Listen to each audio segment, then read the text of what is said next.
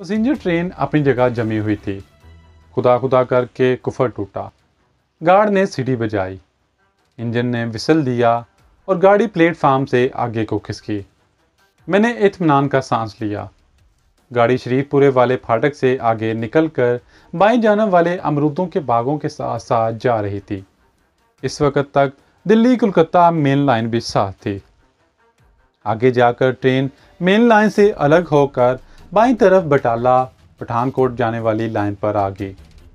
ये वही railway line थी जिस पर मैंने आधी रात के बाद बटाला तक का पैदल सफ़र किया था। बटाला स्टेशन आ गया। गाड़ी कुछ देर के लिए रुकी और फिर आगे रवाना हो गई। पैसेंजर ट्रेन थी, हर स्टेशन पर ठहरती जा रही थी।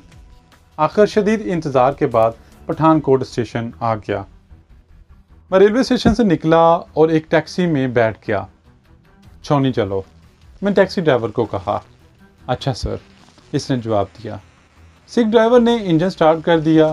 टैक्सी पठानकोट के बाज़ारों से घूमती हुई छौनी की तरफ बढ़े जा रही थी। मैं मौत के मुंह में जा रहा था। टैक्सी छोटी छोटी टेकरियों के दरमियान से गुजरती तरफ बढ़ रही थी। पठानकोट छौनी का इलाका शुरू हो गया था। मुझे दूर छोटे छोटे टीलों में गिरी हुई फौजी बैरक्स और एक तरफ खड़े फौजी ट्रक नजर आने लगे। सड़क के दरमियान एक जगह रुकावट लगी थी और दो सिपाही कांधों पर स्टेन गन्ने लटकाए खड़े थे। टैक्सी रुक गई। सिख सिपाही टैक्सी के करीब आए, मुझे सल्यूट किया और तेजी से बांस ऊपर उठा दिया। टैक्सी आगे निकल गई। मैं गौर से एक एक चीज को देख रहा था। रेजिमेंट के बैरक नुमा दफ्तर के बाहर टैक्सी रुक गई। दो हिंदू सिपाही दफ्तर की सीढ़ियों के आगे मुस्तैद खड़े थे। एक जानब दो फौजी जीपें और एक ट्रक खड़ा था।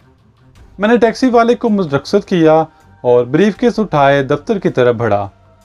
दोनों फौजियों ने मुझे सल्यूट किया और अपनी जगह पर इसी तरह अटेंशन खड़े रहोगे। रेजिमेंटल ऑफिस का दरवाज़ा बंद था। मैं बड़ी शान और एतमाद से सीढ़ियाँ चढ़ता हुआ बरामदे में आया और दरवाजे पर आहिस्ता से दस्तक दी। बाहर कैप्टन बलराम वर्मा की नेम प्लेट लगी हुई थी। मैं समझ गया कि ये वही कैप्टन वर्मा है जिसका तज़किरा अमृतसर के रेलवे स्टेशन पर मिलिट्री पुलिस के जवान ने किया था। यस कम इन, अंदर से आवाज़ आई। मैं अंदर दाखिल हो गया। छोटा सा कमरा बिजली के हीटर से गर्म हो रहा था। मेरी वर्दी और रैंक देखते ही पुख्ता उम्र का गोल मटोल हिंदू कैप्टन वर्मा जल्दी से उठ खड़ा हुआ। इसने खटाक से सल्यूट किया और बोला, सर। दीवार पर महात्मा गांधी, पंडित नेहरू और भारतीय वजीर आजम इंदिरा गांधी की तस्वीरें लगी हुई थी। मैंने मुस्कुराते हुए कहा, तुम कैप्टन वर्मा हो?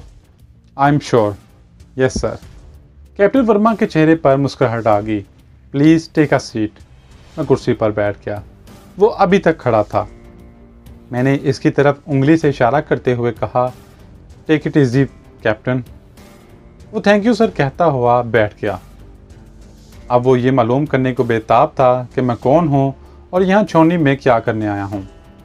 इसने मेरे कंधे पर मेजर के ओहदे के फूल और क्राउन के नीचे आर्टिलरी का मोनोग्राम पढ़ लिया था। मैं मेजर केवल कृष्ण हूँ, 13वीं राजपूत आर्टिलरी। कैप्टन वर्मा उछल कर खड़ा हो गया। सर, आपका तो हमने बहुत इंतज़ार किया, मगर आप तो सिक लीव पे थे। मैंने हाथ तापते हुए कहा, यस कैप्टन, मैंने मेडिकल ग्राउंड पर छुट्टी ली, मगर तुम जानते हो आजकल भारतवर्ष के हालात कैसे हैं। मैंने छुट्टी कैंसिल करा दी। अब मैं बिल्कुल फिट हूँ। Very good sir, most welcome. फिर वो मेज़ के दराज में से एक फ़ाइल निकाल कर देखने लगा। सर, आपके आईडी कार्ड गुम होने की हमें रिपोर्ट मिली थी। मैं ज़रा ठटका, फिर फ़ौरन ही हंस कर बोला, ओ यस, मगर गुड लक हुई। आईडी कार्ड मेरे बेडरूम के क्लोजेट से मिल गया। ये देखो। मैंने बटवे से मेजर कृष्ण वाला कार्ड निकाल कर कैप्टन वर्मा की तरफ बढ़ाया, जिस पर मेरी तस्वीर चिपका थी। थैंक गॉड सर, मगर आपने रिपोर्ट नहीं की। अभी हमारी रिपोर्ट लिख लो और जलंधर कैंट हमारी रेजिमेंट को भी इन्फॉर्म कर लो। Okay sir. चलिए आपको कमरा दिखा दूँ। आपने लंच किया? आपका लगेज कहाँ है? मैंने बताया कि मेरा सामान बाद में आएगा। मैं ज़्यादा सामान साथ रखा भी नहीं करता।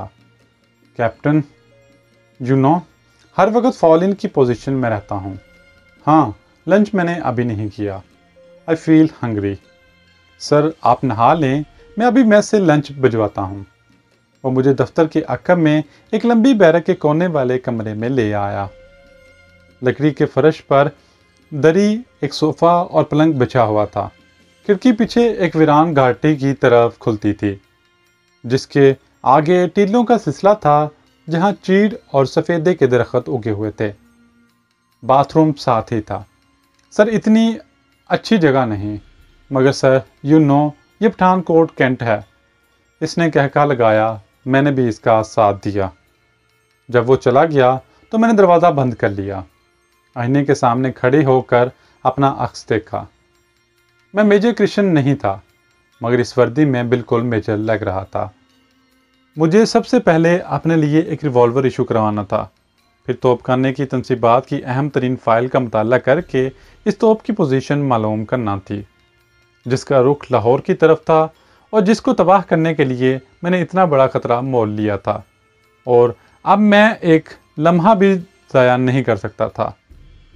मेरी नकली हैसियत तस्लीम कर ली गई थी और मैं इससे हर मुमकिन फ़ायदा फ़ौरन ही उठा लेना चाहता था। कैप्टन वर्मा अर्दली के साथ खाना लेकर आ गया। खाना कांसी की थाली में ढका हुआ था। सर भोजन कीजिए, कैप्टन वर्मा ने मुस्कुराते हुए कहा और खाना मेज़ के बीच में रख दिया। कैप्टन वर्मा रेजिमेंट के बारे में बातें करने लगा।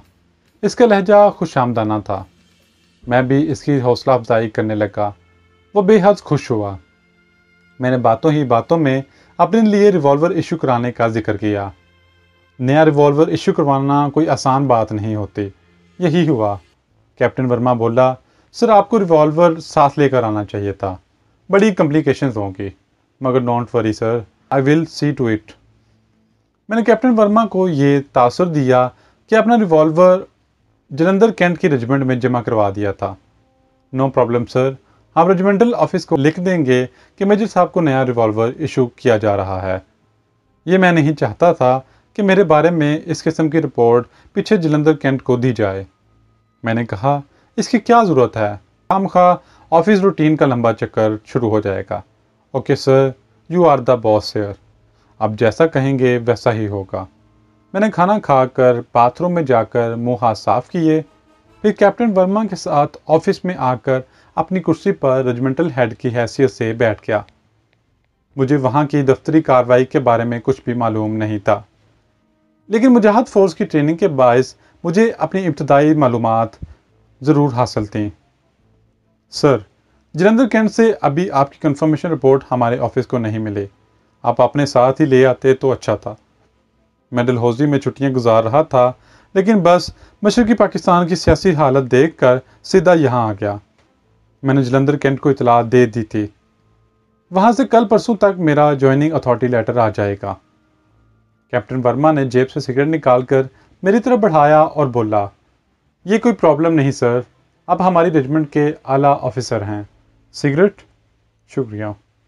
मैंने एक सिगरेट निकाल लिया। कैप्टन वर्मा ने उठकर लाइटर से मेरा सिगरेट सुलगाया। मैं यूं ही एक फ़ाइल खोलकर देखने लगा।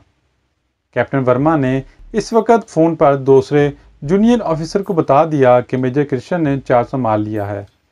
इसके बाद कुछ हिंदू जूनियर ऑफिसर मुझे मिलने आ गए।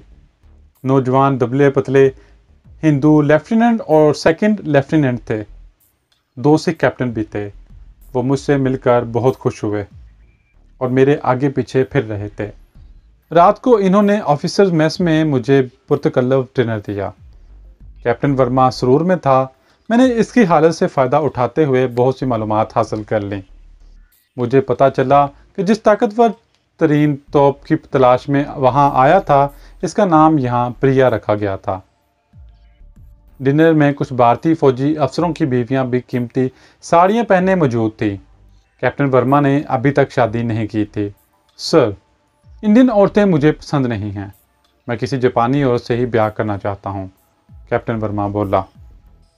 डिनर पार्टी रात 12 बजे तक जारी रही। फिर मैं अपने कमरे में आ गया। अभी तक मेरा मिशन बिल्कुल ठीक जा रहा था। इन लोगों पर मैंने अपना असर डाल दिया था।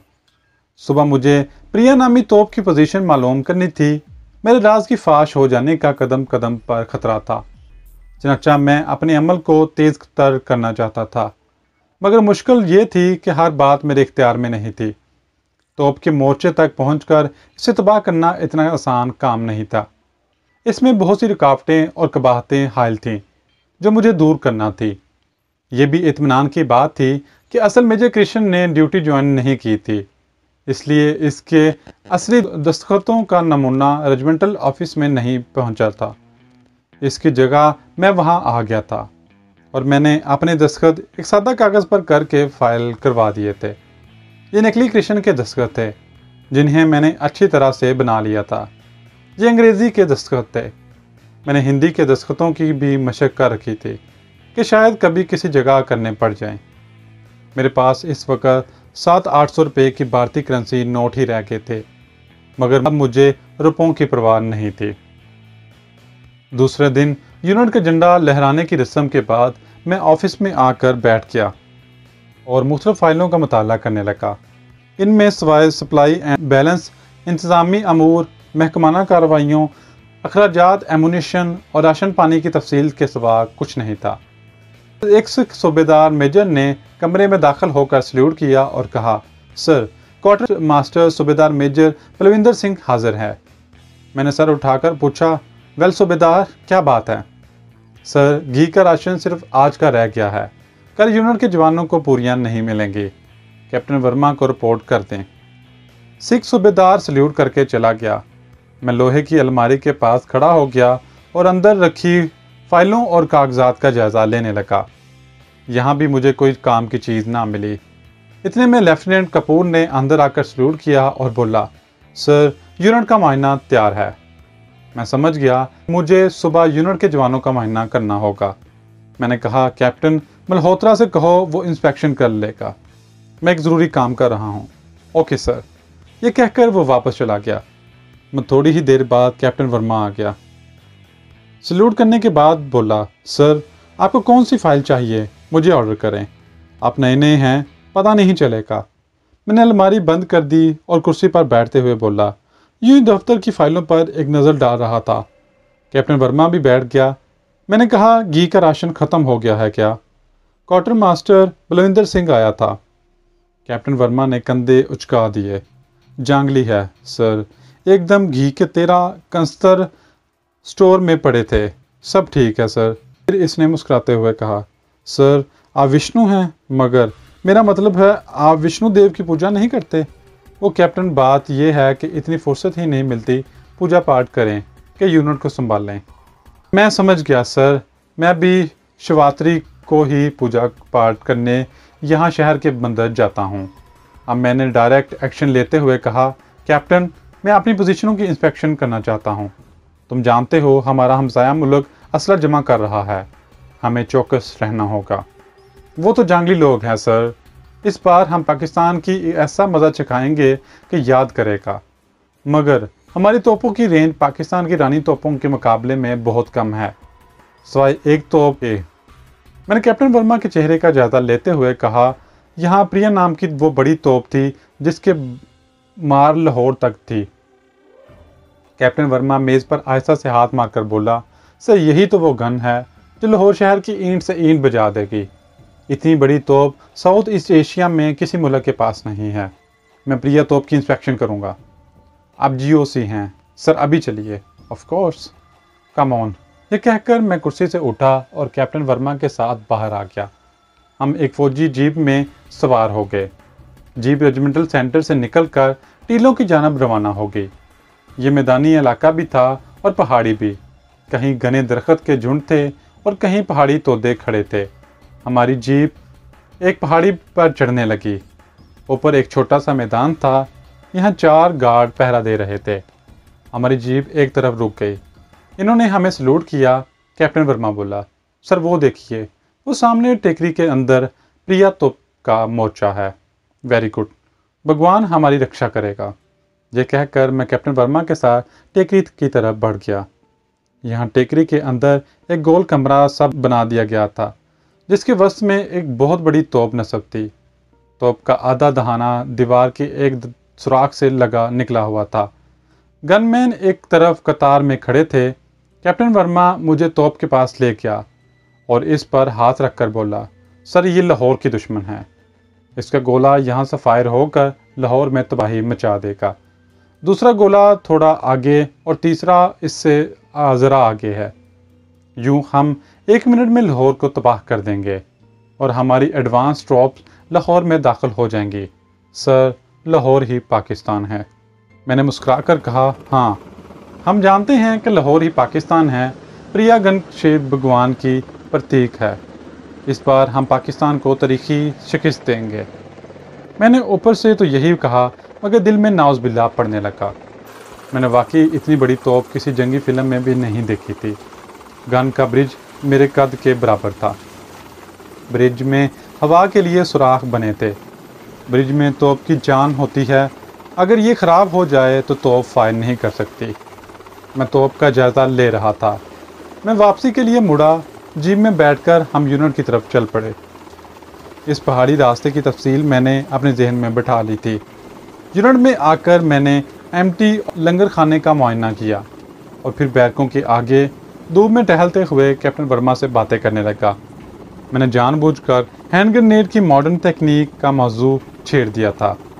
मुजाहिद फोर्स की ट्रेनिंग के दौरान मुझे मालूम हुआ था कि आजकल यूरोप और दूसरे मुल्कों में नए वज़ा के दस्ती बम और ज़बरदस्त धमाका खेज पेंसिल बम तैयार हो रहे हैं, जो कमांडो पार्टियां दुश्मन के इलाके में अपने साथ लेकर जाकर असला खाना में किसी खुफिया जगह लगाकर वापस आ जाते हैं।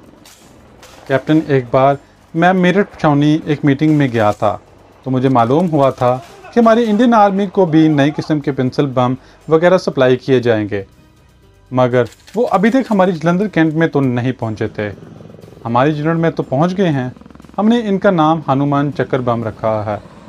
मैंने खुश होकर कहा, वेरी गुड कैप्टन, हमारा दुश्मन बड़ा ताकतवर है और इसे जदीद असलाम मिल रहा है। हमें इसके मुकाबले के लिए हर तरह से अलर्ट और वेल एक्यूरेट होना होगा।